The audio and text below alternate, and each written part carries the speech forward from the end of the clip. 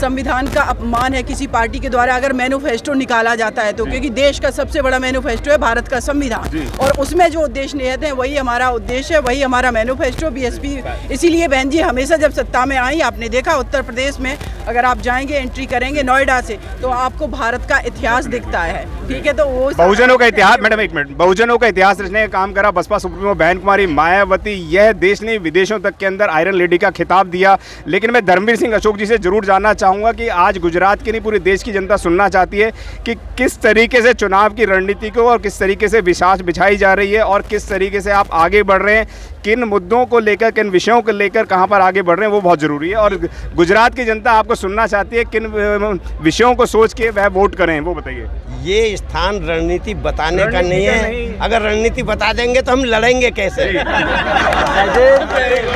नमस्कार, मेरा नाम है सुरेंद्र सिंह और आप देख रहे हैं एसएम न्यूज। संकल्प भूमि पर वो कड़ी मौजूद है जो बसपा को रीढ़ की हड्डी कहा जाता है। धर्मवीर सिंह अशोक हैं, सीमा कुशवाहा हैं, जो लगातार बहुजनों की आवाज़ उठाने के लिए देश प्रदेश विदेशों तक जाने का कार्य कर रही हैं। सबसे पहले मैं धर्मवीर जी से बात करूंगा। गुजरात की राजनीति यहाँ से संकल्प की भूमि से आप शुरू कर रहे हैं, कितना दौरा और कितनी चीज़ों को जोड़ पा रहे हैं वो बताएं सर।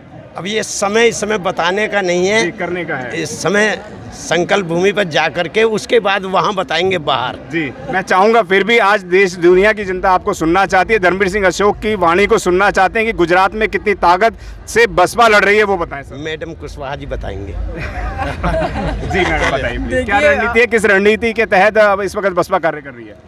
बसपा हमेशा बहुत ही रणनीतिक तरीके से काम करती है। हमारी काडर की पार्टी है जी। काडर का मतलब है, आज यहाँ पर आप देख सकते हैं कि किस तरीके से बाबा साहब ने 23 सितंबर को जो संकल्प लिया था, और मुझे लगता है यहाँ जितने लोग भी आए हुए हैं वो बाबा साहब के उस संकल्प से संकल्पबद्ध हैं, और वैसे ही हमारी पार्टी संकल्पबद्ध है। सामाजिक तौर पर, राजनीतिक तौर पर, आर्थिक तौर पर, मानसिक तौर पर, भावनात्मक तौर पर, हर तरीके से हम काडर बेस पार्टी होने की वजह से मजबूत करते हैं अपने लोगों को। यहाँ का चुनाव है, हमारी रणनीति है, और हम फुल अच्छे तरीके से चुनाव लड़ेंगे। यहाँ पर ये सुरेंद्र भाई साहब हैं, हमारे सीनियर। किन मुद्दों को लेकर बसपा चुनाव लड़ रही है वह बताएं। देखिए, मुद्दे देश के जो आमजन के मुद्दे हैं वही बसपा के मुद्दे हैं। हमारी पार्टी का मेन जो मोटिव है, मानवतावादी पार्टी है, समता मूलक समाज की बात करने वाली पार्टी है, और जो संविधान के मूल उद्देश्य हैं उसी पर चलने वाली पार्टी है। तो संविधान के मूल उद्देश्यों को आप पढ़ लीजिए।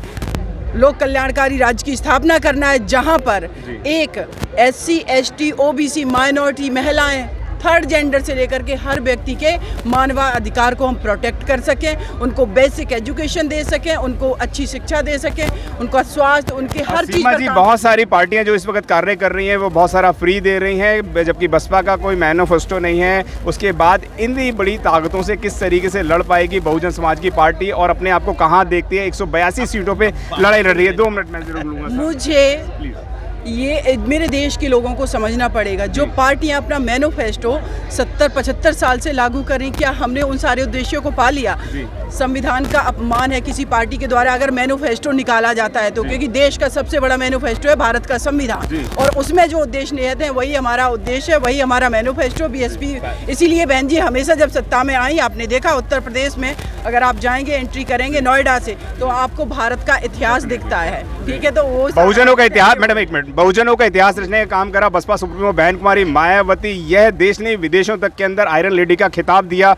लेकिन मैं धर्मवीर सिंह अशोक जी से जरूर जानना चाहूंगा कि आज गुजरात की नहीं पूरे देश की जनता सुनना चाहती है कि किस तरीके से चुनाव की रणनीति को और किस तरीके से विश्वास बिछाई जा रही है और किस तरीके से आप आगे बढ़ रहे हैं, किन मुद्दों को लेकर, किन विषयों को लेकर कहां पर आगे बढ़ रहे हैं, वो बहुत जरूरी है। और गुजरात की जनता आपको सुनना चाहती है किन विषयों को सोच के वह वोट करें, वो बताइए। ये स्थान रणनीति बताने का नहीं है। अगर रणनीति बता देंगे तो हम लड़ेंगे कैसे? जी धन्यवाद। अगर आपने अभी तक हमारा चैनल सब्सक्राइब नहीं किया है तो सब्सक्राइब करें और घंटी का बटन बिल्कुल भी दबाना ना भूलें, ताकि सभी लेटेस्ट खबरें पहुंच सकें आप पे सबसे पहले।